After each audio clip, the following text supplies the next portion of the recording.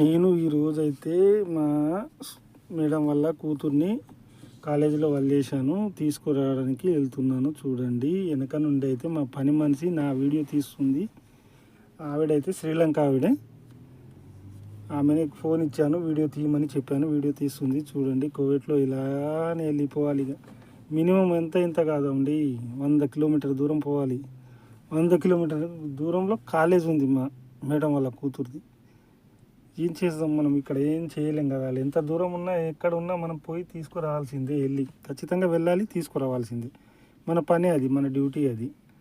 వాళ్ళు ఏమంటారంటే, మామ నేను అన్నం తినలేను మామ అన్నా కానీ వాళ్ళు లేదు ఫస్ట్ నా కూతుర్ని తీసుకొచ్చిన తర్వాత తిను అన్నం అన్నమాట. పొద్దున్న నుంచి వెళ్ళి పని చేసి అన్నం తినే టైంకు ప్లేట్లో అన్నం వేసుకున్నా.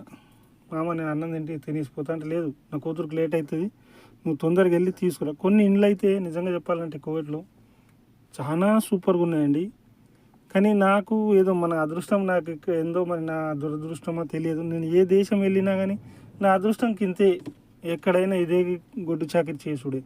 కష్టం అయితే తప్పదు నాకు, నిజం చెప్తున్నాను. ఎందుకంటే ఇంటి దగ్గర అందరూ బాధపడతారని బాగుందని చెప్పుకుంటాను, కానీ నేను అంతేగాని నాలో బాధ నేను ఇంకొకరికి చెప్పుకోలేను. ఎందుకంటే మన అదృష్టంలో ఏదైతే ఉందో అదే జరుగుతుంది అనుకుంటాను నేను. సౌదీకి వెళ్ళాను, సౌదీలో సేమ్ ఇదే.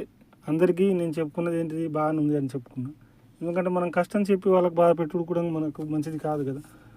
మన కష్టం మనమే చూసుకోవాలని నాది నేనే చూసుకుంటా. తింటానా ఏమైనా సరే, ఒక పూట తింటాను, ఒక పూట అట్లానే ఉంటాను. తినకున్నా కానీ నేను తినేసాను, కడుపు నిండా తిన్నాను అని చెప్పుకుంటాను. ఇంటి దగ్గర అయితే ఏం చేయలేం కదా, ఎందుకంటే వాళ్ళని బాధ పెట్టి మనం ఇక్కడ ఉండి కూడా వేస్టే అని అనిపిస్తుంది. కాబట్టి ఎవరికి బాధ పెట్ట, నాలో నేను బాధపడతా, కానీ ఇంకొకరిని అయితే బాధ పెట్టే మనస్తత్వం అయితే కాదు నాకు. వాళ్ళ సంతోషంగా కావాలని కోరుకుంటాను నేను, అంతే తప్ప నాకు ఇంకో విషయం అనేది ఉండదు. నేను ఇక్కడ ఏం కష్టపడుతున్నాను, ఏం చేస్తున్నాను అనేది కాదు. వాళ్ళు సంతోషంగా ఉన్నారా, నా ఫ్యామిలీ సంతోషంగా ఉన్నారా లేదా అనేది చూసుకుంటాను నేను. చూడండి, ఈ వీడియో మీకు నచ్చినట్టయితే కంపల్సరీ షేర్, సబ్స్క్రైబర్ అయితే మర్చిపోకండి. ఎందుకంటే కొత్త కదా, మేము పెద్ద యూట్యూబర్లకి చేస్తారు కానీ మాకు చేయాలండి, మీరు ఎందుకో తెలియదు నాకైతే.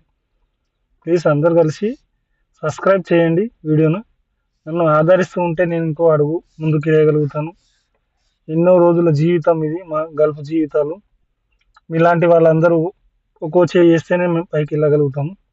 ప్లీజ్ అండి, చూడండి, ఆలోచించి నాకైతే షేర్, సబ్స్క్రైబర్, కామెంట్ రూపం అనేది చెప్పండి. నేను మళ్ళీ ఇంకో వేరే వీడియో తీయగలుగుతాను, వేరే వీడియో చేయగలుగుతాను.